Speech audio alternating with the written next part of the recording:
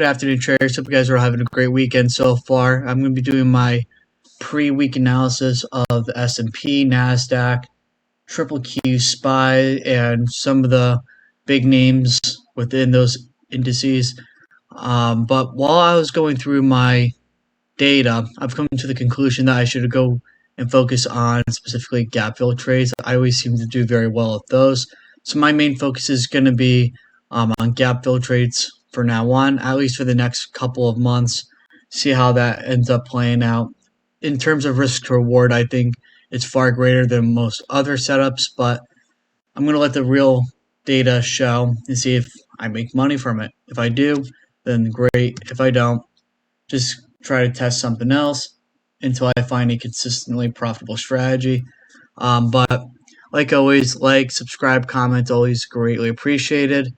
And the big thing I'm going to be doing tomorrow morning in tomorrow's videos, I'm going to be going through a screener looking for gap fill setups among other stocks. So if you guys would appreciate that, please tune in to tomorrow's video. But let's get into it. So the big thing I'm going to be watching for tomorrow in terms of gap fills, I'm going to be watching that 455.30 level. I'm going to be watching 453.27, which is going to be the close from the 21st is at 453.27 level, and 455.30 is from Friday's close on SPX. What that is going to come out to be is going to be 45.38 and 45.59 on SPX. Sometimes the gap fills like to confirm on SPX, but don't confirm on SPY. So that's why, and same thing with QQQ and the NASDAQ. So that's why it's very important to look at your main indices with the gap fill setups. Because I've had it multiple times where the gap fill setup confirmed on SPX, but didn't confirm on SPY, and I missed a huge profit opportunity. And as you traders know, sometimes missing a big profit opportunity is almost worse than a losing trade. In my opinion, the way I feel about it, it definitely is. But in terms of the NASDAQ, what I'm going to be looking for is, at least on the triple Qs, gap fill setups I'm going to be watching mainly is 389.51.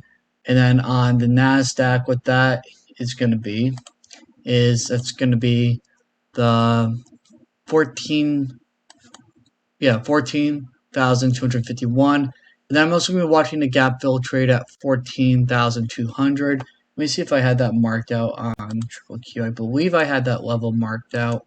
I don't. So we'll mark that out. So that was close of what? 388.47.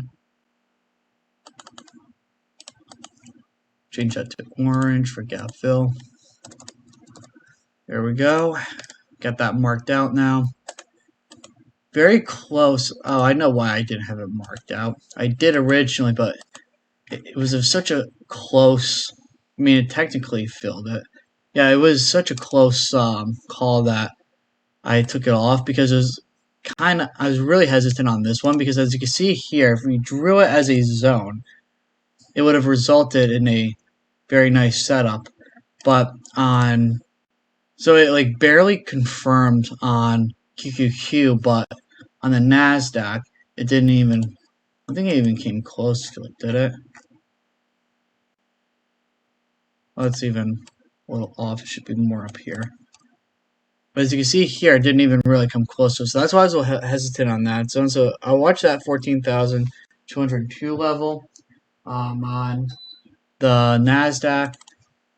And then on, let's see the bigger names here. So go over to the big holders. So Google, big thing I'm going to be watching on Google is going to be the gap fill trade at 136.69. I would definitely watch that as a potential gap fill area.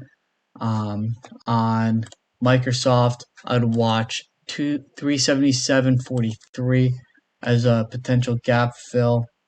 And then Amazon, I would watch 146.74, and Apple, I would watch, what was this level that I had marked out? So it was 189.92. Let's see. Yeah. So it's 189.97. So I'm a little hesitant on the Apple gap fill personally, but that 189.97 level might be an interesting little watch. I have to see how price action treats this because it's so close to a major support and resistance zone. You have to really be careful of that factor too. But that's what I'm going to be watching in terms of setups, and good luck, traders.